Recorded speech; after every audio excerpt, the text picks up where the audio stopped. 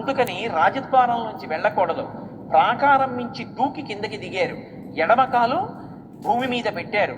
లోపలికి వెళ్ళి ఒక్కసారి లంకాపట్టణం వంక చూశారు. ప్రసాదమాలావితాం స్తంభై కంచనరాజితై శాతకుంభమై శృంగై గంధర్వ నగరోపమాం అన్నారు మహర్షి. ఎక్కడ చూసినా మేడల యొక్క పంక్తులు అవన్నీ దేనితో నిర్మించారంటే ప్రసాదమాలావితాం స్తంభై కంచనరాజతై. అందులో ఉన్నటువంటి ప్రతి స్తంభం కూడా మంచి పోత పోసినటువంటి బంగారంతో చేయబడినటువంటి స్తంభాలు. వాటికి వజ్రాలు, వైఢూర్యాలు, పగడాలు, ఇటువంటి మణులనన్నిటినీ కూడా తాపనం చేశారు. ఒకప్పుడు దక్షారామ క్షేత్రంలో పరమశివుడికి ప్రదక్షిణం చేసేటటువంటి వాకిళ్ళున్నాయి. ఒక వాకిలి గోడల్లో వజ్రాలు తాపడం చేసి ఉండేవి. ప్రదక్షిణం చేసేటప్పుడు వాటి కాంతులలో ప్రదక్షిణం చేసేవారు. అలాగే తెనాలి దగ్గర ఒక శివాలయం ఉండేది. ఆ శివాలయంలో అద్భుతం ఏమిటంటే నంది యొక్క ముఖంలో వజ్రాలు ఉండేవి. దాని కాంతులు శివలింగం మీద పడేవి. ఆ ముఖంలోంచి వచ్చిన వజ్రాల కాంతులలో శివలింగ దర్శనం చేసేవారు శృంగమధ్యంలోంచి. సరే, తరువాతి కాలంలో అవన్నీ అపహరణకి గురైపోయాయి అనుకోండి.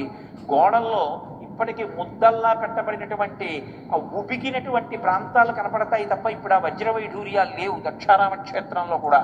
కాబట్టి అలా కాంచనలంకలో ఉండేటటువంటి భవనముల యొక్క స్తంభములన్నీ కూడా మంచి శుద్ధమైన బంగారంతో చెయ్యబడ్డాయి. వాటికి ఇన్ని రకాల మణులు తాపడం చెయ్యబడ్డాయి. అటువంటివి పంక్తులు పంక్తులుగా ఉన్నాయి. ఎంత అందమైనటువంటి ప్రాసాదములు అవన్నీ చూస్తున్నారు. భేరీ మృదంగాభిరుతం శంఖఘోష నినాదితం నిత్యార్చితం పర్వహుతం పూజితం రాక్షసై సదా. వాళ్ళు భేరీలు మోగిస్తున్నారు, మృదంగాలు మోగిస్తున్నారు. భేరీ మృదంగాభిరుతం శంఖఘోష నినాదితం, శంఖాలు పూరిస్తున్నారు. నిత్యార్చితం, వాళ్ళు ప్రతిరోజు పూజలు చేస్తారు. పర్వహుతం అంటే అమావాస్యకి పౌర్ణమికి ప్రత్యేకంగా హోమాలు చేస్తారు. రాక్షసులు కదా అని వేదాన్ని విడిచిపెట్టారని మీరు అనుకోకూడదు. వాళ్ళు వేదం చదువుతారు, హోమం చేస్తారు, యజ్ఞం చేస్తారు, దేవతల యొక్క అనుగ్రహాన్ని పరిపుష్టం చేసుకుంటూ ఉంటారు. కాబట్టి భేరీ మృదంగాభిరుతం శంఖఘోష నినాదితం నిత్యార్చితం పర్వహుతం పూజితం రాక్షసై సదా. వాళ్ళు ఎప్పుడు నిరంతరం పూజలు చేస్తూ ఉంటారు. అలా పూజలు చేస్తూ గర్భముష్టి ప్రహరణ అగ్నికుండాయుధాంస్తథా. అక్కడ ఉండేటటువంటి రాక్షసులు కొంతమంది చేతులలో దర్భకట్టలు పట్టుకు తిరుగుతుంటారు. ఎందుకంటే వాళ్ళు అనేకమైనటువంటి మంత్రములను ఉపాసన చేసిన వాళ్ళు. ఏదైనా అరిష్టం లోపలికి ప్రవేశించిందని వాళ్ళకి అనుమానం వచ్చిందనుకోండి, వెంటనే వాళ్ళ దర్భకట్ట పెట్టి కొడతారు. వాళ్ళకున్న మంత్రశక్తికి దర్భ పెట్టి కొడితే ఆ అరిష్టం వెంటనే విడుదలైపోయి వెళ్ళిపోవలసిందే. అటువంటి మంత్రవేత్తలు ఉన్నారు వాళ్ళు. అగ్నికుండాయుధాంస్తదా. కొంతమంది తంత్ర విద్యలు నేర్చుకున్న వాళ్ళు, వాళ్ళు చేతుల్లో అగ్నికుండాలు పట్టుకున్నారు. వాళ్ళు ఏదైనా ప్రమాదం వచ్చిందనుకోండి, అగ్నికుండాన్ని ఆయుధంగా ప్రయోగిస్తారు. అటువంటి ఉగ్రమైనటువంటి ఉపాసనలు చేసేటటువంటి తంత్రవేత్తలు తిరుగుతున్నారు. అనేక మంది స్త్రీలు మొలనూళ్ల సవ్వడి, కాళ్ళకి పెట్టుకున్నటువంటి మంజీరముల సవ్వడి. కొన్ని కొన్ని ఇళ్లల్లోంచి వీణానాదం వినపడుతోంది. కొన్ని చోట్ల నృత్యం చేస్తున్నారు, కొన్ని చోట్ల పాట పాడుతున్నారు. కొంతమంది భర్తలతో కలిసి సంతోషంగా సుఖజీవనాన్ని అనుభవిస్తున్నారు. ఇన్ని రకాలుగా లంకాపట్టణం ఎక్కడ చూసినా పరమ సౌందర్యంతో ఉంది. కానీ సీతమ్మ మాత్రం కనపడలేదు. ఆయన వెతుకుతున్నది సీతమ్మ కోసం. చంద్రుడు సాచివ్యం చేస్తున్నాడు అన్నారు మహర్షి. పైనుంచి ఎవరు కాంతిని ప్రసరిస్తున్నారు అంటే హనుమకి సహాయం చేస్తున్నది చంద్రబింబం. అసలు ఆ చంద్రబింబం మీద సౌందర్య లహరిలో కొన్ని శ్లోకాలు చేశారు మహర్షి. అసలు వర్ణనకి పరాకాష్ట. లోకస్య పాపాని వినాశయంతం మహోదధించాపి సమేతయాంతం భూతాని సర్వాణి విరాజయంతం దదర్శ సీతాం సుమతాభియాంతం అంటారు. చంద్రబింబం ఎలా ఉందంటేట, అది లోకస్య పాపాని వినాశయంతం, లోకుల యొక్క పాపములను పోగొడుతోంది. చంద్రుడు చంద్రుడిగా తన కాంతి చేత పోగొట్టడు. చంద్రుడు ఎందుకు పోగొడతాడంటే చంద్రుడు పరమశివుని యొక్క అష్టమూర్తులలో ఒకడు. పౌరంభాంశలలో నిలోంబర మహార్నాథో హిమాంశు పుమాన్ నిత్యాభాతి చరాచరాత్మక విధం యస్యైవ మూర్త్యష్టకం నాన్యకించన విద్యతే మురిషతాం యస్మాత్ పరస్మాత్ విభో తస్మై శ్రీ గురుమూర్తయే నమ ఇదం శ్రీదక్షిణామూర్తయే అంటారు శంకర భగవత్పాదులు. పరమశివుని యొక్క అష్టమూర్తి తత్వంలో ఒకటైనటువంటి చంద్రుడు తన యొక్క అమృతధార చేత లోకముల యొక్క తాపాన్ని పోగొడతాడు, పాపతాపాన్ని పోగొడతాడు. అందుకని లోకస్య పాపాని వినాశయంతం మహోదధించాపి సమేధయాంతం. ఆ చంద్రకిరణాలు పడుతుంటే సముద్రాలు పొంగుతాయి, సముద్రాన్ని పొంగేటట్టు చేస్తున్నాడు. మీరు ఎప్పుడైనా సముద్రం ఉన్న ప్రదేశంలో పౌర్ణమి నాడు వెళ్ళి చూడాలి. అసలు ఆ కిరణాలు పడుతుంటే సముద్రుడి పొంగు చూడాలి, అందంగా ఉంటుందో. నేను ఒకప్పుడు చెన్నైలో పౌర్ణమి నాటికి ముందు రోజు ఒక ప్రత్యేకమైన ప్రదేశంలో ఉన్నాను. సముద్రం అంత దూరంలో ఉంది. మరునాడు రాత్రి పౌర్ణమి. నేను ఉన్నటువంటి ప్రదేశం ఏదో 7వ అంతస్తులోనో ఎక్కడో ఉన్నాను. చాలా దగ్గర వరకు సముద్ర ప్రవాహం వచ్చేసి మళ్ళీ మర్నాటికి తీసేసి పౌర్ణం వచ్చేటప్పటికి పొంగుతుంది సముద్రం. చంద్రుడు సముద్రాన్ని పొంగిప్ప చేస్తాడు. మహోదధించాపి సమేధయాంతం భూతాని సర్వాణి విరాజయంతం. సమస్త భూతములు చక్కగా కనపడతాయి ఆ చంద్రకాంతిలో. సూర్యకాంతిలో కనపడతాయి అనుకోండి, బాగా కనపడినా మనకి తాపంగా ఉంటుంది. చంద్రకాంతి అలా కాదు, ఎంత సంతోషంగా ఉంటుందో. భూతాని సర్వాణి విరాజయంతం, అదే కాదు దాని అర్థం. ఒక్క అగ్ని తప్ప మిగిలిన 4 భూతములు ప్రకాశిస్తాయి చంద్రకాంతిలో. భూమి, నీరు. అందులో నీరు ప్రకాశించడం మీరు చూడాలి. పౌర్ణమి చంద్రుడి యొక్క కాంతిలో నీటి యొక్క వైభవాన్ని చూడాలి. ఏదో చటుక్కున ఎక్కగానే బెడ్రోల్ వేసేసుకోకూడదు. ఏ కిటికీలో సీటు పక్కన కూర్చుని పౌర్ణమి నాటి రాత్రి కొంచెం 11 గంటలకో గోదావరి నది మించి వెడుతున్నటువంటి రైల్లో సీటు పక్కన కూర్చుని ఆ గోదావరి మీద పౌర్ణమి చంద్రుడి కిరణాలు పడుతుంటే ఆ రిల్లు పొదలు తెల్లగా ఉంటే దాని మీద ఆ నీళ్లు అలలు కదులుతుంటే నిశ్శబ్దంగా 2 వైపులా ఒడ్లు, దేవాలయాలు, తెల్లగా శిఖరాలు, ఆ చంద్రకాంతి పడుతున్నటువంటి నీటి వైభవం చూస్తుంటే మనసు ఎంత రంజిల్లుతుందో, ఎంత అందంగా ఉంటుందో. అసలు సముద్రం పక్కనున్న వాళ్ళకి అందమే అందం పౌర్ణమి నాడు సముద్రం ఒడ్డున కూర్చుంటే. అందుకని భూతాని సర్వాణి విరాజయంతం దదర్శ సీతాంశుమదాభియాంతం హంసో యథా రజత పంజరస్థః సింహో యథా మందరకందరస్థః వీరో యథా గర్విత కుంజరస్థః తదాపి విభ్రాజత్ తదంబరస్థః చంద్రోపి విభ్రాజ తదంబరస్థః. అంత్యానుప్రాస. ఎంత అందమైన శ్లోకాలు వెళ్ళారో మహర్షి. చంద్రుడు ఎంత ప్రసన్నంగా ఉంటాడో శ్లోకం అలా ఉంటుంది. మహర్షి గొప్పతనం అది. శ్లోకంలోనే భావ ప్రకటన ఉంటుంది. హంసో యథా రజిత పంజరస్థః. విడ్డి పంజరంలో హంసని పెడితే ఎలా ఉంటుందో అలా ఉన్నట్టు చంద్రుడు. అసలు ఏమి ఊహలండి ఆయనవి. హంసో యథా రజత పంజరస్థః వీరో యథా గర్విత కుంజరస్థః. గర్వించినటువంటి వీరుడు ఏనుగు మీద కూర్చుంటే ఎలా ఉంటాడో అలా ఉన్నట్టు. సింహో యథా మందరకంధరస్థః. మందర పర్వత గుహలో సింహం పడుకుంటే ఎలా ఉంటుందో అలా ఉన్నట్టు. సింహో యథా మందరకంధరస్థః చంద్రోపి బిభ్రాజ తదంబరస్థః. చంద్రుడు అంత అందంగా ఉన్నాడు. తుషార పంకో మహాగ్రహగ్రహ వినిష్ట పంకః ప్రకాశలక్ష్మ్యాశ్రయ నిర్మలాంకో రరాజచంద్రో భగవాన్ శశాంకః. భగవాన్ అంటారు. తుషార పంకో. ఈ మంచు పడేటటువంటి కాలంలో చంద్రుడు ఉదయించినప్పుడు సాయంకాలం వేళ కూడా కొద్దిగా మంచు ఉంటుంది. కారు బయట పెట్టి ఉపన్యాసానికి వచ్చి మళ్ళీ బయటకి వెళితే కారు మీద మంచు అట్టుకుంటుంది. మొదట ఆయన ఉదయిస్తున్నప్పుడు మంచు అట్టొస్తుంది. బాగా ఉదయించిన తర్వాత మంచు తొలగపడతాడు. వినిష్ట సీతాంశు తుషార పంకో మహాగ్రహగ్రహ వినిష్ట పంకః. సూర్యుని యొక్క కిరణములు చంద్రుడి మీద పడి చంద్రుడు ప్రకాశిస్తూ మంచుని పోగొడుతున్నాడు. ప్రకాశలక్ష్మ్యాశ్రయ నిర్మలాంకో. ఆయనలో కుందేలులా ఉన్నటువంటి మత్స బాగా కనపడుతోంది, పౌర్ణమి చంద్రుడు కాబట్టి. ప్రకాశలక్ష్మ్యాశ్రయ నిర్మలాంకో రరాజచంద్రో భగవాన్ శశాంకః. శిలాతలం ప్రాప్య యథా మృగేంద్రో మహారణం ప్రాప్య యథా మృగేంద్రః రాజ్యం సమాసాద్య యథా నరేంద్రో స్తథా ప్రకాశో విరరాజచంద్రః. ఇన్ని చెప్తారో. శిలాతలం ప్రాప్య యథా మృగేంద్రో. ఒక మహారణ్యంలో ఎత్తైన ప్రదేశం మీద ఒక పెద్ద బండరాయి ఉందనుకోండి. ఆ బండరాయి మీదకి ఎక్కి ముందు 2 కాళ్ళు ఇలా చాపుకొని పంచాస్యం అంటారు, విశాలమైన ముఖంతో సింహం ఇలా కూర్చుని చూస్తోంది అనుకోండి. ఇక ఎక్కడ జంతువులు తిరగవు, అన్ని గుహల్లోకి పారిపోతాయి.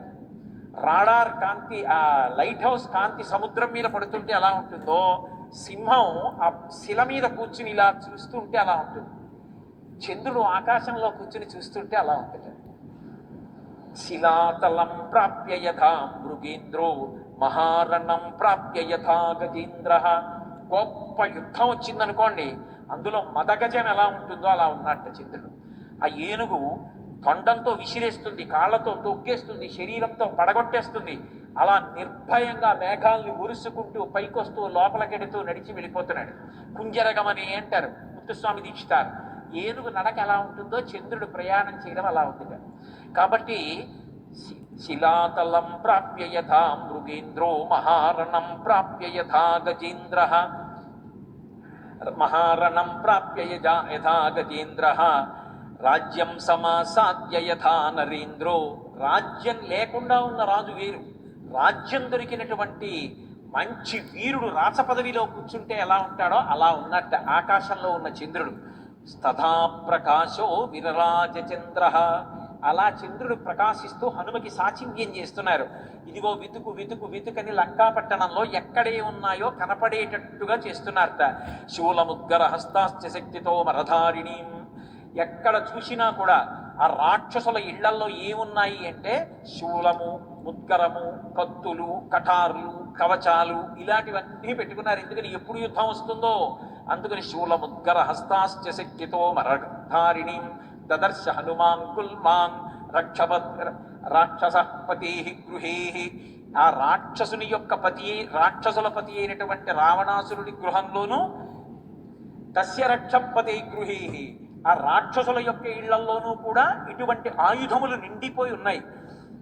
వాళ్ళందరూ పేర్లు కూడా ఎంత చిత్రమైనవంటే శుకనాశస్య వక్రస్య శఠస్య వికటస్య చ బ్రహ్మకర్ణస్య రోమస్య విషదంస్ట్రస్య సుదుఃఖచ అంటారు. ఎంత భయంకరమైన పేర్లతో ఉంటారంటే బ్రహ్మకర్ణస్య దంస్ట్రస్య రోమసస్య చ రక్షసః. ఒకడి పేరు బ్రహ్మకర్ణుడు, ఒకడు పెద్ద పెద్ద కోరలు ఉన్నటువంటి వాడు, ఒకడు వికటుడు అంటే వాడు నవ్వితే అలా ఉంటుంది. యువతల వాడికి జీవితంలో ఇంకా మళ్ళీ ఒక్కరోజు కూడా బతకూడదు అనిపిస్తుంది, అంత వికృతంగా నవ్వుతాడు. వికటస్య శఠస్య వికటస్య చట వికటస్య చ శఠస్య. శఠుడు అంటే ఎట్టి పరిస్థితుల్లో కూడా తన మనసులో ఉన్న మాట పైకి తెలియనివ్వడు. శఠుడు అంటే మూర్ఖుడు, ఎప్పుడూ అవతల వాళ్ళని మోసగించడానికే మాట్లాడతాడు తప్ప అసలు ఎందుకు మాట్లాడుతున్నాడు అంటే లోపల ఉన్న విషయాన్ని చెప్పడానికి కూడా మాట్లాడతాడు. అటువంటి శఠుడు. శుకనాశస్య వక్రస్య శఠస్య వికటస్య చ బ్రహ్మకర్ణస్య దంస్ట్రస్య రోమసస్య చ రక్షసః. ఒకడి పేరు రోమశుడు, వాడికి ముట్టి నిండా వెంట్రుకలే, ఒకడికి పెద్ద కన్ను, ఒకడికి పెద్ద చెవి, ఒకడికి పెద్ద కడుపు. వికృతమైనటువంటి రాక్షసులు. రక్షాంసి వక్షాంసి చ విక్షిపంతి కాంతాని గాత్రాసు చ విక్షిపంతి రూపాన్ని చిత్రాన్ని చ విక్షిపంతి దృఢాని చాపాన్ని చ విక్షిపంతి. సుందరకాండ కదూ. ఆ రాక్షసులు ఏం చేస్తున్నారో చెప్తారు మహర్షి. అప్ప అసలు ఎవరు చెప్పగలరండి ఏమి అందంగా మాట్లాడతారో. రక్షాంసి వక్షాంసి చ విక్షిపంతి. ఒకడేమో ఇలా గుండెలు బాగా చూపిస్తున్నట్టు, చూడరా ఎంత బలవంతుడో అని. కాంతాని గాత్రాసు చ విక్షిపంతి. అలా ఎవరో ఆడది విడిపోతుంది అనుకోండి, కావాలని తన శరీరాన్ని దాని ఆవిడ మీద పడేస్తుంటాట. ఎందుకది అంటే అదో అర్థం లేని సుఖం. ఏదో తిక్కన గారు విరాట పర్వంలో చూచు బొరిబరి కీచకుండు అంటారు. ఆ ద్రౌపదీదేవి వంక ఎటో చూస్తున్నట్టుంటాడు, ఇలా చూస్తుంటాడు. ఆ దిక్కుమాలిన చూపులు అలవాటైపోయిన వాళ్ళు ఏదో నిజంగా చాలా మంచిగా ఉన్నా ఏదో తెలియక తగిలినట్టు, తగలాలని అనుకోనట్టు ప్రవర్తించే వాళ్ళు ఎలా ఉంటారో అలా తన శరీరాన్ని ఆడవాళ్ళ మీద పడేస్తుంటట. ఎంత గొప్పగా మాట్లాడతారో మహానుభావుడు. రక్షాంసి వక్షాంసి చ విక్షిపంతి కాంతాని గాత్రాసు చ విక్షిపంతి దృఢాని చాపాని చ విక్షిపంతి. వాళ్ళు రకరకాలైనటువంటి దృఢమైనటువంటి ధనస్సులు పట్టుకున్నారు. రూపాన్ని చిత్రాన్ని చ విక్షిపంతి పరస్పరం చాదికమక్షిపంతి. అసలు ఆ భాష, ఆ అక్షరాల సౌందర్యం, ఆ అంత్యానుప్రాస ఏమి శ్లోక ప్రయోగం చేశారండి మహర్షి. పరస్పరం చాదికమక్షిపంతి భుజాస్య పీనామతి విక్షిపంతి మత్త ప్రలాపామతి కంక్షిపంతి మత్తాని చాన్యోన్యమతి క్షిపంతి. వాళ్ళు పరస్పరం చాతికమక్షిపంతి. పోని వాళ్ళందరూ ఉన్నది బయట రాక్షసులు వస్తారేమో, కానీ వాళ్ళు అక్కడ మాట్లాడుకుంటూ అస్తమానం వాళ్ళు మాట్లాడుకునేది ఏమిటంటే ఏమిట్రా నీ కండ అలా ఉంది, చూడరా నా వక్షస్థలం ఎంత బలమో అనేవాడు ఒకడు, యువతల వాడిని తోసేసి ఏది నువ్వు తోయి అనేవాడు ఒకడు. అందరూ మదోన్మత్తులు కాబట్టి పరస్పరం చాదికమాక్షిపంతి భుజాస్యపీనా మది అధివిక్షిపంతి. ఈ భుజాలు చూపించి చూడు ఎంత బలంగా ఉన్నానో అనేవాడు ఒకడు. మత్తాని చాన్యోన్యమధిక్షిపంతి. బాగా మదించినటువంటి బుద్ధితో అవతల వాళ్ళని చులకన చేసి మాట్లాడడం తప్ప ఎవ్వడిలో ఉన్నటువంటి గొప్పతనాన్ని అంగీకరించలేనటువంటి స్థితిలో ప్రతివాణ్ణి తక్కువ చేసి మాట్లాడేవారు. అటువంటి రాక్షసుల యొక్క సమూహాలన్నిటినీ చూస్తున్నారు. చూసి వెడుతూ అనుకుంటారు, ఇంతమంది స్త్రీలు కనబడ్డారు, ఇంతమంది సంతోషంగా వాద్యాలు మ్రోగిస్తున్నారు, ఇంతమంది మొలకి పెట్టుకున్న నూపురముల ధ్వనులు వినపడుతున్నాయి, ఇంతమంది నృత్యం చేస్తున్నారు, ఇంతమంది ఇంత ఆనందం అనుభవిస్తున్నారు. కానీ నా తల్లి సీతమ్మ ఇలా ఉండదు. నా తల్లి ఉష్ణార్థితాంసానుసృతాస్త్రకంఠీం పురావరార్హోత్తమ నిష్కంఠీం సుజాత పక్ష్మాభిరక్త కంఠీం వనే ప్రవృత్త వివనీలకంఠీం. అది సౌందర్యం అంటే. ఎంత గొప్ప సౌందర్యం ఆవిష్కరిస్తారండి. ఎవరు ఎలాంటి వాళ్ళు చెప్పాలా, శ్లోకం చెప్పేస్తుంటే చాలు. ఆయన హనుమ అనుకుంటారు మా అమ్మ ఎలా ఉంటుందో తెలుసా, ఉష్ణార్థితాంసానుసృతాస్త్రకంఠీం. మా అమ్మ రాముడు కనపడలేదని వీళ్ళందరూ ఇలా భోగాలు అనుభవిస్తుంటే నా తల్లి ఎక్కడో కూర్చుని ఏడుస్తూ ఉంటుంది. ఏడిచి ఏడిచి ఏడిచి వెచ్చటి కన్నీరు పయ్యద మీద పడి ఆమె పవిటంతా తడిసిపోయి ఉంటుంది. పురావరార్హోత్తమ నిష్కంఠీం. రాముడు మెడలో ఆమెకి బహుమానంగా ఇచ్చిన గొప్ప పతకం ఒకటి ఉంది. ఆ పతకం ఆవిడ మెడలో వేసుకుంటుంది. ఎందుకంటే ఇది రాముడు కట్టిన పతకం అని చెప్పి మెడలో వేసుకుంటుంది. కానీ ఇప్పుడు రాముడు పక్కన లేడు కదూ, ఆ పతకం తన మెడలో ఉంటే తాను అందంగా రాముడి కోసం కనపడాలి. వీడున్న చోట ఈ పతకం ఎందుకని పెట్టుకోదు మా తల్లి. ఏమి అద్భుతమైన ఆలోచన అండి, ఎంత పవిత్రమైన ఆలోచన. పరిచయం ఉందా సీతమ్మతో? ఎప్పుడైనా చూశారా? కానీ మనసులో రామచంద్రమూర్తి ఇల్లాలంటే ఎలా భావన చేస్తున్నారో చూడండి. పురావరార్హోత్తమ నిష్కంఠీం సుజాత పక్ష్మాభిరక్త కంఠీం. మా తల్లి ఎంత అందమైనటువంటి కనుల సౌందర్యంతో ఉంటుంది. వనే ప్రవృత్త వివనీలకంఠీం. ఆగమ విపిన మయూరీం కదు ఆ తల్లి. అందుకని ఆమె వనములో తిరుగాడుతున్నటువంటి నెమలిలా ఉంటుంది. వనే ప్రవృత్త వివనీలకంఠీం అవ్యక్త రేఖామివ చంద్రరేఖాం పాంసు ప్రసిద్ధామివ హేమరేఖాం క్షత ప్రరూఢామివ బాణరేఖాం వాయు ప్రభిన్నామివ మేఘరేఖాం. విదియనాటి చంద్రబింబం శుక్లపక్షంలో ప్రయత్నపూర్వకంగా చూస్తే తప్ప కనపడదు. మా అమ్మని సీతమ్మ అని ఎంతో ప్రయత్నంగా చూస్తే తప్ప అర్థం కాదు. అలా ఏడుస్తూ ఉంటుంది. నా తల్లి ఎక్కడో ఉంది. అవ్యక్త రేఖామివ చంద్రరేఖాం పాంసు ప్రసిద్ధామివ హేమరేఖాం. బంగారు తీగకి మట్టి పట్టేసింది అనుకోండి, అది బంగారు తీగ అని ఎవరికీ తెలియదు ప్రకాశం. అలా అంతటి మహాపతివ్రత శోకమూర్తి అయి తనని తాను రక్షించుకోలేని దానిలా ఉంటుంది. పతి ఆజ్ఞ లేదని తనని తాను రక్షించుకోలేక కాదు. క్షత ప్రరూఢామివ బాణరేఖాం. బాణం గుచ్చుకుని బయటికి తీసేసిన ములుకు విరిగిపోతే ఎలా బాధ ఉంటుందో అలా రావణుడు నశిస్తాడు, రాముడు వస్తాడని నమ్మకం ఉన్నా వాడు అంటున్న మాటలు మనసులో గుచ్చుకుని మా తల్లి అంత బాధపడుతుంటుంది. క్షత ప్రరూఢామివ బాణరేఖాం వాయు ప్రభిన్నామివ మేఘరేఖాం. నల్లటి మబ్బొచ్చి వర్షం కురుస్తుంది అనుకోగా పెద్ద గాలొచ్చి కొట్టేస్తే పక్కకెళ్ళిపోయిన మబ్బు ఎలా ఉంటుందో అలా ఇంక అయిపోతోంది వనవాసం, అమ్మయ్య అంతఃపురానికి వెళ్ళిపోతామని చెప్పి సంతోషపడుతున్న సీతమ్మ యొక్క ఆశల మీద నీళ్లు చల్లి అకస్మాత్తుగా సీతాపహరణం జరిగి రావణాసురుడి చేత బందీకృత అయిన సీతమ్మ తల్లి యొక్క మనసు వెంపర్లాటలో అలా ఉంటుంది మా అమ్మ. అది అభివ్యక్తమై మా అమ్మ శోకమూర్తి అయి ఎక్కడో కూర్చుని ఉంటుంది. ఎంత పవిత్ర భావన! ఆ తల్లి గురించి ఎలా భావన చేశారో అలాగే సాక్షాత్కరించింది అని. మా అమ్మ ఇలా ఉంటుందని వెతికారు వెతికారు వెతికారు, ఇక్కడ ఎక్కడా కనపట్టలేదనుకున్నారు. తిన్నగా రావణాసురుడి యొక్క అంతఃపురానికి వెళ్ళాడు. విభీషణుడు, మహాపార్శ్వుడు, కుంభకర్ణుడు వీళ్ళందరి భవనాలు అయిపోయాయి. ఉత్తమం రాక్షసావాసం హనుమాన బలోజయన్ అససాదాదలక్ష్మీవాన్ రాక్షసేంద్ర నివేశనం.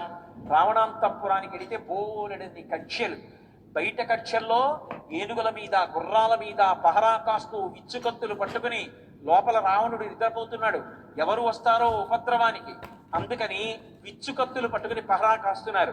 లోపలికి వెళ్లే కొద్దీ శబ్దం తగ్గిపోతోంది. పువ్వులు కట్టేవాళ్ళు, చందనం తీసేవాళ్ళు, మందంగా వీణ వాయించేవాళ్ళు ఆ లోపల ఎక్కడో పడుకున్నాడు. అక్కడ దాకా వెళ్ళి చూశారు, పుష్పక విమానం కనపడింది. ఓ, ఇది గొప్ప పుష్పక విమానం అని పుష్పక విమానం వంక చూశారు. గృహాణి నానా వసురాజితాని దేవాసురైశ్చాపి సుపూజితాని సర్వైశ్చ దోషై పరివర్జితాని కపిర్దర్శ స్వబలార్జితాని. ఇది సౌందర్యం అంటే. ఆ పుష్పక విమానంలో బోలెడన్ని గదులున్నాయి, బోలెడన్ని ఇళ్ళున్నాయి. కానీ అవన్నీ కూడా ఒక్క దాంట్లో కూడా ఏ దోషం లేదు. ఇన్ని సంపదలు సమకూర్చబడి ఉన్నాయి. ప్రతి దాంట్లోనూ కూడా దేవతల యొక్క ఆరాధన జరుగుతుంది. దేవతలు కూడా చూసి సంతోషించేటట్టుగా ఉంది ఆ విమానం అంతా కూడా. అటువంటి విమానాన్ని చూశారు. ఇంకొంచెం ముందుకు వెళ్ళారు. వెళ్ళి చూస్తే సవీష్మజాలం బలవాన్ దదర్శ వ్యాసక్త వైఢూర్య సువర్ణజాలం యథా మహత్స్రా వృషిమీకజాలం విద్యుచ్చినద్దం సవిహంగజాలం. అక్కడ బంగారానికి వైఢూర్యాలు పొదగబడినటువంటి కిటికీలు ఉన్నాయి. ఒక్క కిటికీ వంక చూస్తేట ఇక ఇలా కన్ను తిప్పట్టు అక్కడే కూర్చోవడమే దాన్ని చూస్తూ. అది సౌందర్యం లంకది. అందుకే సవీష్మజాలం బలవాన్ దదర్శ. అది ఎలా ఉందంటేట ఆకాశంలో నల్లటి మబ్బు పట్టి సన్నటి వాన కురుస్తుంటే దాని కింద నుంచి పక్షుల బారు ఎగిరితే ఎంత అందంగా ఉంటుందో, బంగారానికి వైఢూర్యాలు పొదిగి దానికి అలంకారం చేసిన జాలు అలా ఉంది. ఒక కిటికీ పరద అలా ఉంటుంది రావణాసురుడి మందిరంలో. అది చూడ్డానికి హనుమకి చాలా బలం కావలసి వచ్చింది అన్నారు మహర్షి. సవీశ్వజాలం బలవాన్ దదర్శ. బలం ఎందుకంటే చూడ్డానికి అంటే అలా కళ్ళప్పగించి చూస్తూ ఉండిపోకుండా ఇది కాదు నాకు కావలసింది సీతమ్మ అని కళ్ళు తిప్పుకోవడానికి బలం కావాల్సి వచ్చింది. అది లంక సౌందర్యం. ఇక అసలు ఆ లంకా సౌందర్యం ఎలా ఉంటుందో మీరు ఊహించండి. అది తపస్సమాధాన పరాక్రమార్జితం మనస్సమాధాన విచారచారిణం అనేక సంస్థాన విశేష దర్శనం తతస్తతుల్య విశేష దర్శనం. దాన్ని అపారమైనటువంటి తపస్సు చేసి కుబేరుడు సంపాదించాడు. ఆ కుబేరుణ్ణి ఓడించి పరాక్రమంతో రావణుడు తెచ్చాడు. దాని గొప్పతనం ఏమిటంటే అందులో కూర్చుని మనస్సుతో సంకల్పం చేస్తే చాలు, ఎక్కడికి వెళ్ళమంటే అక్కడికి వెళ్ళిపోతుంది. అందులో ఉన్నటువంటి విశేషాలు చెప్పడం ఎవరికీ సాధ్యం కాదు. అన్ని విశేషాలతో ఉంది. అసలు రావణాసురుడు నిద్రపోయి కిందకి దిగిన తరువాత తిరిగేటటువంటి తివాచీ ఒకటి ఉంది. తివాచీ ఒకటి ఎంత గొప్పగా ఉందన్నారంటే మహర్షి, మహీకృత పర్వతరాజి పూర్ణా శైలాకృతా వృక్షవితాన పూర్ణా వృక్షాకృతా పుష్పవితాన పూర్ణా పుష్పంకృతం కేసరపత్ర పూర్ణం. ఈ భూమిని అంతటినీ కూడా తివాచీ మీద చిత్రించారట. ఆ భూమిలో ఉన్నటువంటి పర్వతాలన్నింటినీ చిత్రించారట. పర్వతాల మీద చెట్లన్నీ చిత్రించారట. చెట్లకున్న పువ్వులన్నీ చిత్రించారట. పువ్వులకున్న కేసరాలన్నీ చిత్రించారట ఒక్క తివాచి. ఎంత అద్భుతం నిజంగా. ఒక తివాచి ఎలా ఉంటే, ఓ కిటికీ పరద అలా ఉంటే లంక ఎలా ఉంటుంది, దాన్ని 5 రోజులు చెప్పడం నా తరమా. అలా అంత అద్భుతంగా ఉంది ఆ లంకాపట్టణం, ఆ పుష్పక విమానం. నియుజ్యమానాస్తు గజాస్సు హస్తా సకేశరాశ్చోత్పలపత్రహస్తా బభూవ దేవీ చ కృతాసు హస్తా లక్ష్మీస్తథా పద్మిని పద్మాస్తా. అక్కడ లక్ష్మీదేవి యొక్క బంగారు ప్రతిమ ఉంది. 2 పక్కల ఏనుగులు కనక కుంభములను పట్టుకొని పద్మకించిల్కములతో అభిషేకం చేస్తున్నాయి. అంత అద్భుతమైన లక్ష్మీదేవికి ప్రతిరోజు నమస్కారం చేస్తాడు. ఇది సౌందర్యం. అక్కడ వరకు బాగుంది. లక్ష్మీర్ దివ్యైర్గజేంద్రైర్ మణిగణకచితై స్థాపితా హేమ కుంభై నిత్యం సా పద్మహస్తా మమ వసతు గృహే సర్వమాంగళ్యయుక్తాం. కానీ ఆ లక్ష్మీదేవి ఎక్కడుంటుంది? నా పక్కింటి వాడి భార్య, నా ఎదురింటి వాడి భార్య కూడా లక్ష్మీదేవే. గృహలక్ష్మి గృహే గృహే. అక్కడికి వెళ్ళి నమస్కారం పెడతాడు. తెల్లవారగానే అశోకవనానికి వెళ్ళి సీతమ్మని చూడకూడని చూపు చూస్తాడు. ఇక్కడ నమస్కారం పెట్టడం ఎందుకు, అక్కడికి వెళ్ళి మాట్లాడటం ఎందుకు? చెప్పని సౌందర్యం. అలా బతక్కుస్మాత్. ఇది మహర్షి యొక్క తీర్పు. కానీ ఎక్కడైనా పైకి చెప్తారా? చెప్పరు. దాటి లోపలికి వెళ్ళారు. రావణాసురుడు నిద్రపోతున్నటువంటి గది కనపడింది. అక్కడికి వెడితే మహర్షి ఒక దీపాన్ని వర్ణించారు. అసలు అది వాల్మీకి మహర్షికి తప్ప అన్యులకు సాధ్యం కాదు. ఏమి సౌందర్యం అండి! గోడకి కాగడా పెట్టారు ఇలాగా. ఆ కాగడా వెలుగుతోంది. అది ఇలా కదలదట. ఎందుకు కదలదంటే ఇలా కదిలిందనుకోండి, నిద్రపోతున్న రావణాసురుడి కళ్ళ మీద జ్యోతి ఇలా కదిలిందనుకోండి, వాడి కోపం వచ్చి ఇలా చూస్తే కాలుతున్నది కాలిపోతుంది. అందుకని కదలదు, అలాగే కాలుతోంది. మహర్షి అన్నారు, ప్రజ్ఞాయిత వివాపస్యన్ ప్రదీప్తాం తత్ర కాంచనాం ధూర్తామిహ మహాధూర్తై దేవనేన పరాజితాం అన్నారు. ఎక్కడి ఉపమానం! ఆ కాగడ అలా వెలుగుతుంటే ఎలా ఉందంటేట, జూదమాడడానికి వెళ్ళిన వాళ్ళు తన దగ్గరున్నదంతా పోగొట్టేసుకుని ఇంటికి పోవడానికి ఇంకా మనసు రాక, అయ్యో ఉన్నదంతా ఊడ్చిపెట్టేశాం ఇంకెందుకురా ఈ ఆటని వెళ్ళక్క, నీ దగ్గర ఏం లేదా తప్పుకో అంటారు. నిర్దాక్షిణ్యం అక్కడ. వాడు పక్కకి పోతాడు. మన ముగ్గురం ముక్కలేసుకుందాం అనేదో పంచి పెట్టుకుంటూ ఉంటారు. వీడు వెళ్ళిపోవచ్చుగా ఇంటికి. వెళ్లకుండా ఇలా పక్కన కూర్చుని పక్కవాడి ముక్కల్లోకి ఇలా కళ్ళు విప్పి ధూర్తుడు ఓడిపోయినా చూస్తున్నట్టుగా కాగడ అలా వెలుగుతుంది కదలకుండా. పడుకున్నవాడు ఎటువంటి వాడో ఉపమానం అలా ఉండాలి. అందుకని ప్రధ్యాయిత వివాపస్యన్ ప్రదీప్తాం తత్ర కాంచనాన్ ధూర్తామిహ మహాధూర్తై దేవనేన పరాజితాన్ దీపానంచ ప్రకాశేన తేజసా రావణస్య చ అర్చిద్విర్భూషణానాంచ ప్రదీప్తేత్యభ్యమన్యత అన్నారు. 3 రకాలు మంటలు కలిసి ఒక మంటగా మండిపోతే ఎలా ఉంటుందో అలా ఉంది ఆ మందిరం ఆయన పడుకున్నది. ఎందుకని అంటే, ఒకటి అక్కడ అనేకమైనటువంటి బంగారు వికారములు ఉన్నాయి. ఎన్నో స్తంభాలు బంగారంతో చేయబడ్డాయి. అందులోంచి వస్తున్నటువంటి కాంతి రావణాసురుడి యొక్క రోమ కూపములలోంచి ఆయన తపశ్శక్తి వలన వస్తున్నటువంటి కాంతి పైకి కొడుతోంది. ఆ కాంతి అవతల మిగిలిన వాళ్ళు కింద పడుకున్న వాళ్ళలోంచి వస్తున్నటువంటి తేజస్సు, వాళ్ళేం సామాన్యులు కారు, వాళ్ళలోంచి వస్తున్న కాంతి, ఈ కాగడాల కాంతి, ఇన్ని కలిపి ఒక పెద్ద అగ్నిహోత్రం పుట్టి భవనం కాలిపోతోందా అన్నట్టుగా ఉందిట. అన్ని వింత కాంతులు వస్తున్నాయిట ఆ భవనంలో. అన్ని వింత కాంతులు వస్తుంటే అక్కడ పడుకుని ఉన్నారు ఎందరో ఆడవాళ్ళు.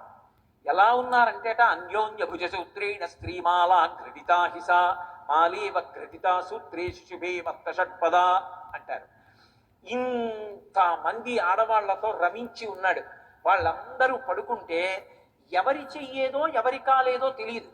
ఒకళ్ళ మీద ఒకళ్ళు కాళ్ళు చేతులు వేసుకు పడుకున్నారు. ఎందుకని అంటే, అన్యా కమలపత్రాక్షి పూర్ణేందు సదృశానన అన్యా మాలింగ శుశ్రోణి ప్రసుప్త మదవిహ్వల. వాళ్ళు రావణాసురుడి చేత భోగింపబడి బడలి నిద్రపోతూ ఇంకా రావణుణ్ణి కౌగిలించుకొని పడుకున్నామనుకుని పక్కనున్నటువంటి స్త్రీని చుంబిస్తూ పడుకున్నారట. అలా పడుకుంటే వాళ్ళందరూ కూడా చేతులు కలిసిపోయి ఎవరి చెయ్యి ఏదో తెలియక ఒక పెద్ద మాల కట్టినట్టు పడుకున్నారట. ఇంతమంది నిద్రపోతున్నారు. ఒకటి వేణువం, ఒకటి మృదంగం, ఒకటి వీణ అలా కౌగిలించుకొని పడుకుంది. ఇక్కడ ఒక గొప్ప సౌందర్యం మీరు చూడాలి. ఒక ఆబోతు ఆవులతో రమించి పడుకుంటే పశువు కాబట్టి చెల్లింది.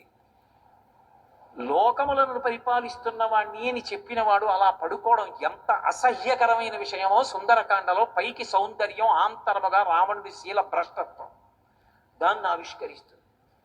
పోనీ ఆ వచ్చి కింద నేల మీద నిద్రపోతున్న వాళ్ళు సామాన్యులు కారు. నచాకులీన నచహీన రూప నదక్షిణాన నుపచారయుక్త భార్యాభవత్తస్య నహీన సత్వ నచాపి కాంతస్య నకామనీయ. వాళ్ళందరూ ఉత్తమమైన జన్మలు కానివారు కాదు. రావణుడు బలవంతంగా తెచ్చిన వాళ్ళు కాదు. రావణుని మోహించి తమంత తాము వచ్చిన వారు. ఇంతకుముందు వివాహమైన వారు కాదు. అన్యపురుషుల యందు వాడికి అనురక్తలైనటువంటి వారు కాదు. అటువంటి వాళ్ళు అంతమంది వచ్చి ఆయనతో క్రీడించి పడుకుని ఉన్నారు. వీళ్ళు సీతమ్మ కాదు. మహర్షి ఒక అద్భుతమైన మాట అంటారు. పక్కవారి బట్ట యువతల వారు మీద వేసుకున్నారంటారు. అంటే వారి ఒంటి మీద బట్ట వారి ఒంటి మీద లేదని వేరే చెప్పాలా? అంటే ఎంత అసహ్యకరమైన స్థితి అక్కడ ఉంది. కానీ సీతమ్మని వెతకాలా వద్దా? అందుకని ఒక్కొక్కరిని చూస్తున్నారు. ఈమె సీతమ్మ కాదు, మా తల్లి ఇలా ఉండదు అనుకుంటూ వెళ్ళారు. తాసాం ఏకాంత విన్యస్తే చయనాం చయనే శుభే దదర్శ రూప సంపన్నామపరాస కపిస్ప్రియం. ఒక చోట ఏకాంతంగా హంసతూలికా తల్పం మీద మహాసౌందర్య రాశి అయినటువంటి ఒక స్త్రీ వేరుగా పరమ గౌరవంగా పడుకుని నిద్రపోతోంది. చూశారు, ఓ వీళ్ళల్లా పడుకోలేదు, ఒక్కతే దూరంగా పడుకుంది, ఇంత కాంతి, ఇంత తేజస్సు, ఇంత శోభతో ఉంది, ఈమెయే నా తల్లి సీతమ్మ. ఆనందపడిపోయారంతే. ఆనందపడిపోయి ఒక్కసారి అది తట్టుకోలేక స్తంభానరోహాత్ నిపపాత భూమౌ నిదర్శయన్ స్వాం ప్రకృతిం కపీనాం. ఆ హనుమ పరమ సంతోషంతో చుచుంబ పుచ్చం ననంద చిక్రీడ జగౌ జగామ స్తంభానరోహాత్ నిపపాత భూమౌ నిదర్శయన్ స్వాం ప్రకృతిం కపీనాం. గంతులేసేశారు.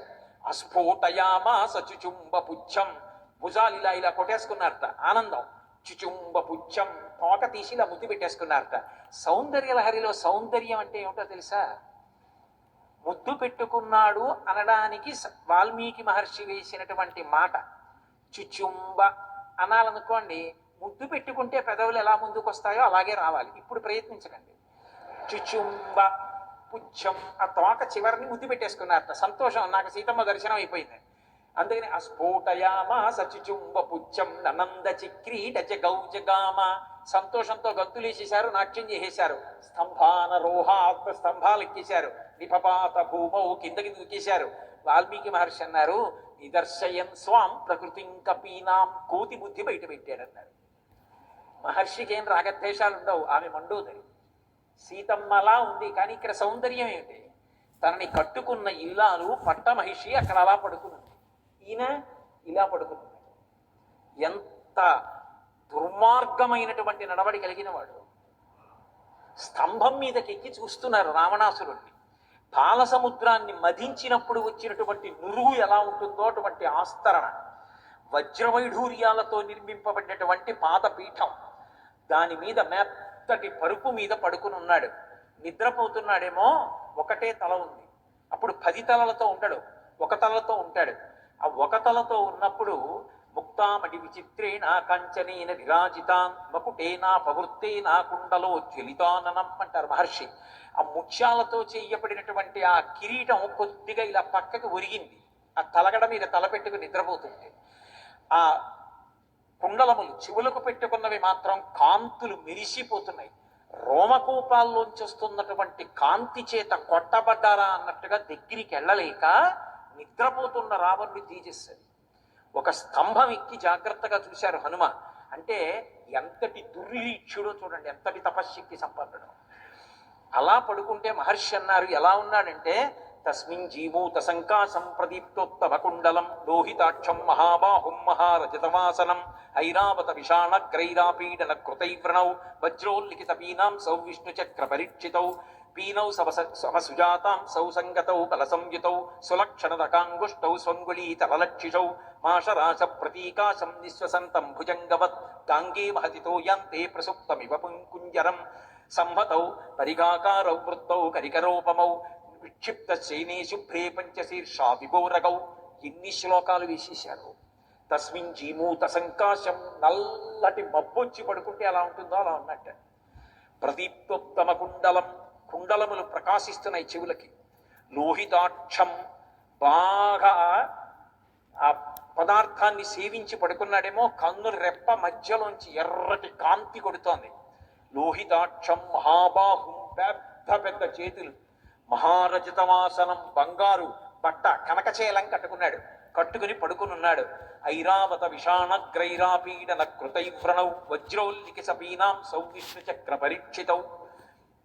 నిద్రలేస్తే చూపిస్తాట అందరికీ.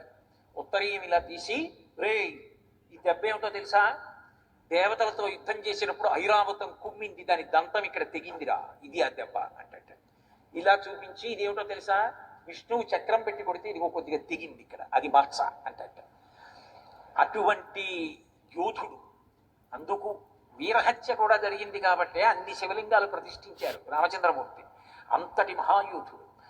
ఐరావత విషాణగ్రైరాపీడన కృతైవ్రణం వజ్రోల్లిఖిత పీనాంసౌ విష్ణుచక్ర పరీక్షితౌ.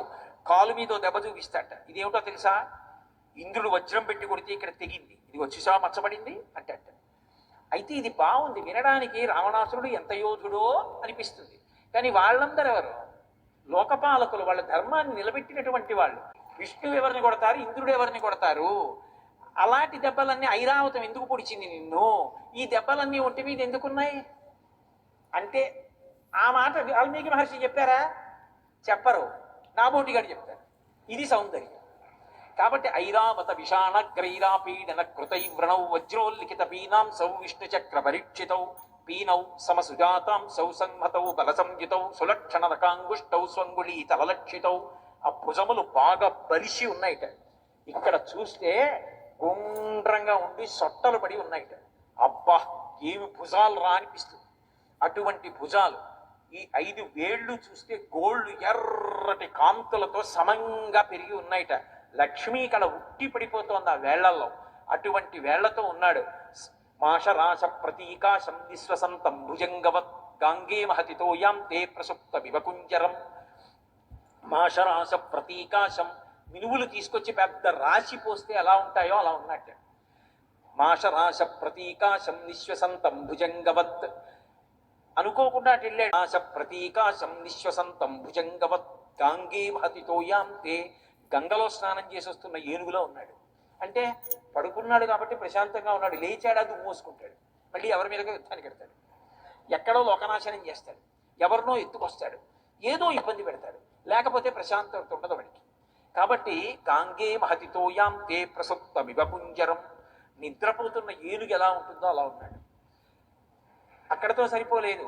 సంపతౌ పరిఘాకారౌ వృత్తౌ కరికరోపమౌ విక్షిప్త శైనీ శుభ్రే పంచశీర్షా వివోరగౌ.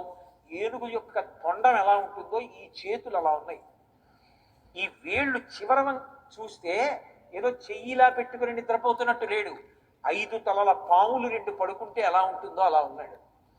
ఆయన రోమకూపాల్లోంచేస్తున్నటువంటి తేజస్సు చేత కొట్టబడ్డారా అన్నట్టుగా దగ్గరకి కూడా వెళ్ళలేక స్తంభం నుంచి చూసి తెల్లబోయారు. ఏవి తేజస్సు రాయి రావణాసురుడిది అని. అక్కడి నుంచి సీతమ్మ ఇక్కడ లేదు, వెతకాలి కదూ. అందుకని లంకాపట్టణం అంతా అన్వేషించేశారు. ఎక్కడా సీతమ్మ కనపడలేదు. నిస్పృహ కలిగి అనుకున్నారు, అనిర్వేద శ్రియోమూలం అనిర్వేద పరం సుఖం అనిర్వేదో హి సర్వం సర్వార్థేషు ప్రవర్తక కరోతి సబలం జన్మో కర్మయత్తత్ కరోతి సహ తస్మాద్ అనిర్వేద కృతం యత్నం చేష్టేహముత్తమం. అందుకు చదువుతారు సుందరకాండ. మనిషి ఎప్పుడైనా సరే నిర్వేదాన్ని పొందాడా, దుఃఖాన్ని పొందాడా, శోకాన్ని పొందాడా, దాన్ని మించిన శత్రువు లేదు, ఆలోచన కూడా రాదు. మనిషి ఉత్సాహాన్ని పుంజుకుని సమస్య వచ్చినప్పుడు ఆలోచించాలి. అనిర్వేద శ్రియోమూలం, లక్ష్మి ఏర్పడడానికి కారణం శోకాన్ని విడిచిపెట్టడమే. అనిర్వేద పరం సుఖం అనిర్వేదోహి సతతం సర్వార్థేషు ప్రవర్తక. అనిర్వేదం శోకాన్ని విడిచిపెట్టడమే సమస్తమైనటువంటి సుఖములను చేకూరుస్తుంది. కాబట్టి కరోతి సఫలం జన్మో కర్మయత్తత్ కరోతి సహ తస్మాద్ అనిర్వేద కృతం యత్నం చేష్టేహముత్తమం. ఉత్సాహం పుంజుకుంటానన్నారు. మళ్ళీ లంకాపట్టణం అంతా తిరిగి వచ్చారు. చతురంగళ మాత్రోపి నావకాశస్య విద్యతే రావణంతఃపురే తస్మిన్ యంకపిర్నజగాయ సహ. 4 అంగుళాలు విడిచిపెట్టకుండా లంకాపట్టణం అంతా వెతికేశానే. ఓ నాకు అర్థమైంది. ఒంటి మీద బట్టలేని పరకాంతల్ని చూశాను, అందుకే నాకు ధర్మదోషం వచ్చింది, సీతమ్మ దర్శనం అవ్వలేదనుకున్నారు. మళ్ళీ వెంటనే అన్నారు, మనోహిహేతు సర్వేషాం ఇంద్రియాణం ప్రవర్తనే శుభాశుభా స్వవస్థాసు తచ్చమే సువ్యవస్థితం. తప్పిపోయింది ఆడది. ఆడవాళ్లలో కాకపోతే ఎక్కడ వెతుకుతాను? వాళ్ళని వెతికాను, వాళ్ళ ఒంటి మీద బట్టలేదు, నా మనస్సే వికారం పొందలేదు, నాకేమీ జ్ఞాపకం లేదు. సీతమ్మ కాదన్నాను, బయటికి వచ్చాను, నాకు దోషం లేదు, నా మనసు ప్రతిస్పందించలేదు కాబట్టి నాకు దోషం అంటలేదు అన్నారు. కానీ సీతమ్మ కనపడలేదు. విపరీతమైన దుఃఖం పొందారు. ఏమో సీతమ్మని రావణాసురుడు అపహరించి తీసుకొస్తున్నప్పుడు నా తల్లి ఆ గించుకోణంలో సముద్రంలో పడిపోయి ప్రాణాలు విడిచిపెట్టిందో, రావణాసురుడు బంధీకృతని చేసి ఆ తల్లిని బాధ పెట్టినప్పుడు ఇక జీవితంలో తట్టుకోలేక కష్టాల్ని ఓర్చుకోలేక తనంత తాను శరీరం విడిచిపెట్టిందో, తనకి లొంగలేదని రావణాసురుడే భక్షించాడో, పక్కనున్నటువంటి రాక్షస స్త్రీలు తినేశారో, అయ్యో నా తల్లి శరీరంతో ఉండదు లేదా, ఎవరికీ కనపడకుండా చిలకని పంజరంలో పెట్టినట్టు అంతఃపురంలో ఎక్కడో బంధీకృతురాల్ని చేసి ఉంటాడు. సీతమ్మ పరిస్థితి చూస్తే బహుశా శరీరంతో లేదు. ఇప్పుడు నేను తిరిగి వెళ్ళి సీతమ్మ జాడ కనిపెట్టలేకపోయాను. సీతమ్మ ప్రాణాలతో లేదన్న మాట చెప్పగానే ఆవలి ఒడ్డున శుభవార్త కోసం ఎదురు చూస్తున్నటువంటి వానరులందరూ ప్రాణాలు విడిచిపెడతారు. అంగదుడు విడిచిపెడతాడు, జాంబవంతుడు విడిచిపెడతాడు, రాముడు, లక్ష్మణుడు, సుగ్రీవుడు, వానరజాతి అవతల కౌసల్య, సుమిత్ర, కైకేయి, భరత, శత్రుఘ్నులు ఇంతమంది 2 జాతులు వానరజాతి నరజాతి ప్రాణములు విడిచిపెట్టేస్తారు. ఇటువంటి అశుభవార్త వెళ్ళి చెప్పవలసిన అవసరమేముంది? వెళ్ళను, చెప్పను, ఇక్కడే కూర్చుంటాను. హస్తాదానో ముఖాదానో నియతో వృక్షమూలిక వానప్రస్థో గమిష్యామి హదృష్ట్వా జనకాత్మజాం. ఇక్కడే వానప్రస్థుడినై చేతులు చాపు కూర్చుంటా. చేతిలో ఏదైనా పడిందా తింటాను, పడలేదా ఉండిపోతాను. ప్రాణాలు పోయాయా పోయాయి, వెనక్కి వెళ్ళను, అశుభవార్త చెప్పను. శోకం వచ్చిన వాడు లొంగిపోతారని చెప్పినటువంటి హనుమకే శోకం వస్తే ఏకంగా తన విషయం కాదు 2 జాతులే మరణిస్తాయని తీర్మానం చేసి పారేశారు. శోకం అన్నది మనసులోకి రావాలి, కానీ మనిషిని ఎంత కుంగ తీసేస్తుందో చూడండి. ఇన్ని మాటలని కూర్చున్నారు. జ్ఞాపకానికి వచ్చి, ఓ నేను బయలుదేరేటప్పుడు నా తల్లికి నమస్కారం చెయ్యలేదు. ఇదిగో ఎక్కడో ఉంది మా తల్లి సీతమ్మ. ఆనాడు జనక మహారాజు గారు సీతమ్మని కూతురుగా పొందుదామని ప్రయత్నం చేస్తే కూతురుగా దొరికిందా? యజ్ఞం చేద్దామని ఆయన భూమిని దున్నుతుంటే నాగేటి చాలుకి తగిలి బుద్ధిదా అని పైకి లేచి తాను ఆయనకి కూతురై జానకి అని పేరుతో ప్రకాశించింది. నేను ఆమె దర్శనం చేయడం కాదు, నా తల్లి అనుగ్రహించి నాకు దర్శనం ఇవ్వాలి. అందుకని ఇప్పుడు మళ్ళీ ఎలుగెత్తి ప్రార్థన చేశారు. నమోస్తు రామాయ సలక్ష్మణాయ దేవ్యై చ తస్యై జనకాత్మజాయై నమోస్తు రుద్రేంద్ర యమానిలేభ్యో నమోస్తు చంద్రార్కమరుద్గణేభ్య సిద్ధిం మే సంవిధాస్యంతి దేవాసర్షి గణాస్పిహ బ్రహ్మా స్వయంభూర్భగవాన్ దేవాశ్చైవ దిశంతు మే సిద్ధిమగ్నిశ్చ వాయుశ్చ పురుహూతశ్చ వజ్రభృత్. అలాగే ఆ వరుణ పాసహస్తశ్చ యస్యాత్మానౌ సృజస్య స అశ్వినౌ చ మహాత్మానౌ మరుత సర్వయేవ చ సిద్ధిం సర్వాణి భూతాని భూతానాం చైవయ ప్రభో దాస్యంతి మమయే చాన్యే హదృష్ట్వా పరిగోచరాః అని ప్రార్థన చేశారు. నమోస్తు రామాయ సలక్ష్మణాయ, లక్ష్మణస్వామితో కలిసి ఉన్నటువంటి రామచంద్రమూర్తికి నమస్కరిస్తున్నాను. భాగవతులతో కలిసి ఉన్నటువంటి భగవానుడు పరమప్రసన్నుడై ఉంటాడు. అందుకని అది ఉపాసన రహస్యం. ఏదో శివ పూజ చేస్తున్నాను అనుకోండి, ఒక్క శివుణ్ణి పిలిచేసి వెంటనే ఆహ్వానం చేయరు. గంట కొట్టి ఏదో ఆ భృంగిరిట నంది భృంగిరిట వీరభద్ర చండీశ్వర ప్రబల ముఖ్య మహాగణేభ్య అని ఆ పరివారం అంతటితో ఉన్నటువంటి శివుడు వచ్చి కూర్చోవాలని పిలుస్తారు. అలా నమోస్తు రామాయ సలక్ష్మణాయ దేవ్యై చ తస్యై జనకాత్మజాయై. అమ్మా నువ్వు జనకాత్మజగా నీ అంత నువ్వు ప్రకాశించావు. జనకుడు కావాలంటే నువ్వు దొరకలేదు. దేవ్యై చ తస్మై, అమ్మా నువ్వు అనుగ్రహిస్తే నాకు దర్శనమిస్తావు. నేను కోరుకుంటే దర్శనమిస్తావా అమ్మా? అమ్మ అనుగ్రహించి కనపడమ్మా. హనుమకి సీతమ్మ దర్శనమైందన్న కీర్తిని నాకు కట్టపెట్టమ్మా. దివ్యై చ తస్యై జనకాత్మజాయై నమోస్తు రుద్రేంద్ర యమానిలేభ్యో నమోస్తు చంద్రార్కమరుద్గణేభ్య. మరుద్గణాలకి రుద్రగణాలకి అన్నిటికీ నమస్కారం చేస్తున్నాను. బ్రహ్మ స్వయంభూ చతురాననోవా, బ్రహ్మగారు స్వయంభూ, ఆయనకి అశ్వినీ దేవతలకి వరుణుడికి అందరికీ సమస్త భూతకోటికి నమస్కారం చేస్తున్నాను. వీళ్ళందరూ నన్ను అనుగ్రహించి సీతమ్మ యొక్క దర్శనం నాకైందనేటటువంటి కీర్తి నాకు కల్పించుగాక. సీతమ్మ నాకు దర్శనమిచ్చి నన్ను అనుగ్రహించమ్మా అని ప్రార్థన చేశారు. ఇలా చూసేటప్పటికీ అప్పటి వరకు కనపడనటువంటి అశోకవనం మామిడి చెట్ల తోపు వెనక కనపడింది. మామిడి చెట్లు ఊగే, ఓ ఈ మామిడి చెట్ల వెనక అశోకవనం ఉంది, ఇది నేను వెతకలేదు, ఇక్కడ నా తల్లి ఉండి తీరుతుందని పరమ సంతోషంతో ఒక్క దూకు దూకి అశోకవనంలోకి వెళ్ళారు. పుష్పా వికీర్ణ శిశుభే హనుమాన్ మారుతాత్మజ. ఒక్కసారి ఆ దూకేటప్పటికిట చెట్ల మీద ఉన్నటువంటి పువ్వులన్నీ స్వామి మీద పడి పుష్పములతో కూడినటువంటి కొండ అన్నట్టుగా ఉన్నారు. మహర్షి ఆ అశోకవనం యొక్క వైభవాన్ని వర్ణిస్తారు. ఓ చోట ఎత్తుగా ఉంది, అక్కడి నుంచి ఓ సెలయేరు ప్రవహిస్తూ వచ్చేస్తుంటే చెట్లు ఆ సెలయేటి ఒడ్డున 2 పక్కలా పెరిగాయి. వాటి కొమ్మలు నీళ్లలో ఇలా అడ్డంగా చేతులు పెట్టినట్టుగా ఉన్నాయి. ఆ ఇలా దిగొచ్చేసినటువంటి సెలయేరు ఈ కొమ్మలు అడ్డొచ్చి మళ్ళీ వెనక్కి తిరిగితే మహర్షి అన్నారు, అది ఎలా ఉంది అంటే ప్రసన్నామివ కాంతస్య కాంతాం పునరుపస్థితాం అన్నారు. ప్రియుడితో కలిసి ఎక్కడో పైన కూర్చున్నటువంటి ప్రియుడు ఏదో కొద్దిగా పురుషంగా హాస్యమాడితే కోపం వచ్చి తొడమించి దూకి వెనక్కి పరిగెత్తుకొచ్చేస్తుంటే చెలికెత్తెలు ఆపాటి హాస్యానికే అతన్ని విడిచిపెట్టి వెళ్ళిపోతావా అని చెప్పి చేతులు అడ్డుపెట్టి వెనక్కి పంపిస్తే మళ్ళీ వచ్చి తొడ మీద కూర్చున్న ప్రియురాలు ఎలా ఉంటుందో వెనక్కి వచ్చిన సెలయేరు చెట్ల కొమ్మలు తగిలి వెనక్కి తిరిగితే అలా ఉందన్నారు. అక్కడ కూడా ఏమి సౌందర్యమో, ఏమి వనాన్ని వర్ణిస్తారో మహానుభావుడు. సారామ రామమహిషి రాఘవస్య ప్రియాసతి వనసంచార కుశల నూనయేశ్వరి జానకి అంటారు. నా తల్లి వనసంచార కుశల. సంధ్యాకాలం అవుతోంది, చీకటి పడుతోంది, కాబట్టి సంధ్యావందనం చేయడానికి నా తల్లి తప్పకుండా వస్తుంది. బహుశా ఆ కాలంలో స్త్రీలు కూడా సంధ్యావందనాధికారం పొందారన్నమాట. కాబట్టి సంధ్యావందనానికి తప్పకుండా వస్తుంది అనుకుని అన్ని చెట్ల మీద తిరుగుతూ తిరుగుతూ చివరికి ఒక శిశుపా వృక్షం మీదకి ఎక్కారు. ఆ శిశుపా వృక్షం మించి చూశారు. చూసేటప్పటికి ఆ క్రింద చుట్టూ చూస్తే అశోకవనం, కింద ఎవరో ఉన్నట్లుగా అనిపించింది. ఒక్కసారి ఆ కొమ్మల్లోంచి కిందకి చూశారు. తతో మలిన సంవీతాం రాక్షసీభిः సమావృతాం ఉపవాస కృషాం దీనాం విశ్వసంతీం పునః పునః. ఒక్కసారి చూసేటప్పటికి ఇంత అన్వేషణ ఏ తల్లి కోసం చేశారో, ఏ జగన్మాతని అన్వేషిస్తున్నారో, ఏ సీతమ్మ కోసం రామచంద్రమూర్తి బెంగపెట్టుకున్నాడో, ఏ సీతమ్మ కోసం కొన్ని కోట్ల వానరములు భూమండలమంతా తిరుగుతున్నాయో అటువంటి సీతమ్మ తతో మలిన సంవీతాం, మలినమైనటువంటి బట్ట కట్టుకొని రాక్షసీభిः సమావృతాం, రాక్షస స్త్రీల మధ్యలో నిశ్వసంతీం పునః పునః, మళ్ళీ మళ్ళీ మళ్ళీ మళ్ళీ నిట్టూరుస్తూ దర్శనమిచ్చింది. ఆ సీతమ్మని చూడగానే పరమానందంతో రెండు చేతులెత్తి అంజలి ఘటించి నమస్కరిస్తూ పరమ సంతోషంతో శిశుపా వృక్షం మీద అమ్మవారి దర్శనాన్ని పొందినటువంటి హనుమ యొక్క ఆనందప్రదమైనటువంటి స్థితి దగ్గర ఇవాల్టి